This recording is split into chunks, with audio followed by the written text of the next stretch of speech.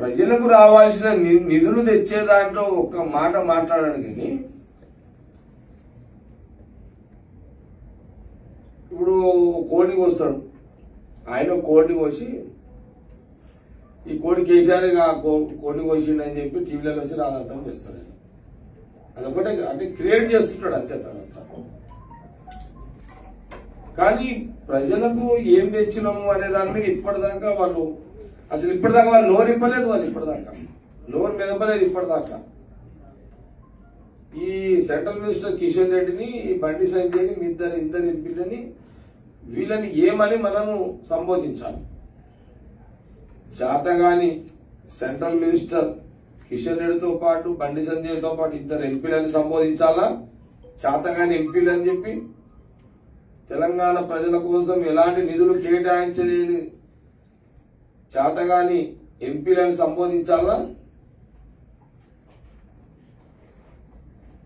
కాబట్టి ఇది ఈ రకంగా మరి ఈ కేంద్ర ప్రభుత్వం బడ్జెట్ తెలంగాణ ప్రజలను నిరాశపరిచింది అనే దానికి ఈ యొక్క ఉపాధి హామీతో పాటు ఇంకా అనేక అంశాలు ఈ బడ్జెట్ సంబంధించింది కూడా చెప్పడం జరిగింది.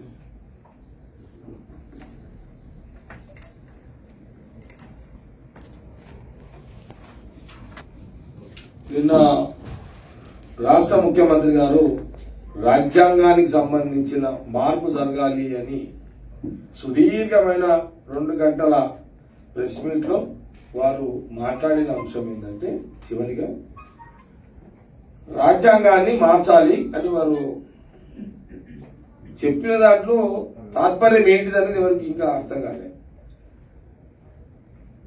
మరి రాజ్యాంగం మార్చాలి అనంటే ఎవరి రాజ్యాంగం మార్చాలి? అంబేద్కర్ గారు రాసిన రాజ్యాంగాన్ని మార్చాలా? రాజ్యాంగం అంటే అంబేద్కర్ రాసిన రాజ్యాంగమే కదా. మరి అంబేద్కర్ రాసిన రాజ్యాంగాన్ని మార్చాలని ఈ రాష్ట్ర ముఖ్యమంత్రి గారు మాట్లాడడం జరిగింది. అంబేద్కర్ రాసిన రాజ్యాంగాన్ని మార్చాలని ఈ రాష్ట్ర ముఖ్యమంత్రి కేసీఆర్ గారు మాట్లాడడం జరిగింది. అది ఆలోచనతో మాట్లాడిందా, ఆలోచన లేక మాట్లాడిందా, మరి పరిజ్ఞానం అని రాజకీయ, ఎందుకంటే ముఖ్యమంత్రి గారు చాలా రాజకీయ పరిజ్ఞానం ఉన్నోడే, కాదని అంటలేదు. బాగా రాజకీయ చతుర్థత కూడా ఉంది రాష్ట్ర ముఖ్యమంత్రికి.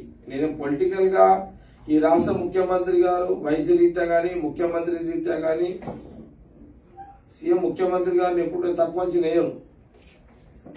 కానీ ఇంత తెలివితేటలున్న ఈ రాష్ట్ర ముఖ్యమంత్రి గారు,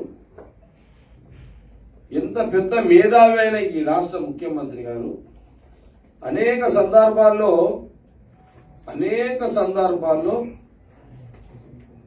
రాష్ట్ర విభజన జరగక ముందు అంబేద్కర్ రాజ్యాంగంలో ఉన్నటువంటి విభజనను తెలంగాణ రాష్ట్రంగా విభజించాలని అనేక సభలలో ఈ రాజ్యాంగం పట్ల గౌరవం ఉన్నది, ఈ రాజ్యాంగంలో ఉన్న విభజనని, అంబేద్కర్ రాసిన రాజ్యాంగంలో విభజనని జరగాలి అనేక సందర్భాల్లో తాను బహిరంగ సభలో చెప్పిన సందర్భం కానివ్వండి, లేదా రాష్ట్ర విభజన జరిగిన తర్వాత అసెంబ్లీలో కూడా రికార్డు పరంగా వారు మాట్లాడినది ఇప్పుడు ఆల్రెడీ వైరల్ అవుతున్నది. ఏమని? అంబేద్కర్ రాసిన రాజ్యాంగంలోనే విభజన జరిగింది, జై భీమ్ అని వారు అసెంబ్లీలో చెప్పడం జరిగింది.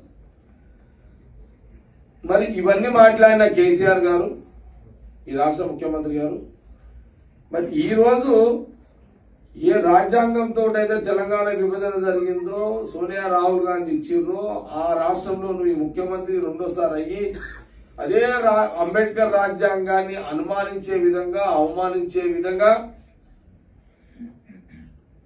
ఈరోజు రాజ్యాంగాన్ని మార్చాలి అని ఒక కొత్త తతంగం ముందుకు ఎందుకు తీసుకొచ్చిండు? దీని వెనుకున్న రాజకీయ ఆలోచన ఏంది? అంటే ఇది జగడలు పెట్టనీకేనా, లేకపోతే డైవర్షన్ చేయడానికేనా? అర్థం కాని పరిస్థితులలో మరి ఈ యొక్క రాజ్యాంగ సవరణ. కాబట్టి మరి ముఖ్యమంత్రి గారు మరి గతంలో మాట్లాడినవన్నీ మర్చిపోయిందా? అంబేద్కర్ రాజ్యాంగం అనే అంశాన్ని మరి మర్చిపోయిందా? నిజంగా ముఖ్యమంత్రి గారు చాలా మర్చిపోతుంటాడు. ఈ రాష్ట్ర ముఖ్యమంత్రి కేసీఆర్ గారు చాలా మర్చిపోతుంటాడు.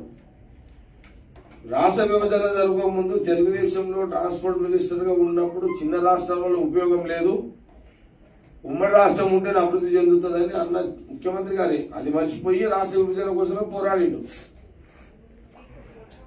మొన్న రాష్ట్రం వచ్చేంత వరకు కూడా సోనియా గాంధీ, రాహుల్ గాంధీ వారి తెలంగాణ రాజ్యాంగం అంబేద్కర్ రాజ్యాంగంలో ఉన్నదని చెప్పుకుంటూనే కోడి చేసిండు. ఇది అనేక సందర్భాల్లో ఇది కోడి చేసి చెప్పడం జరిగింది.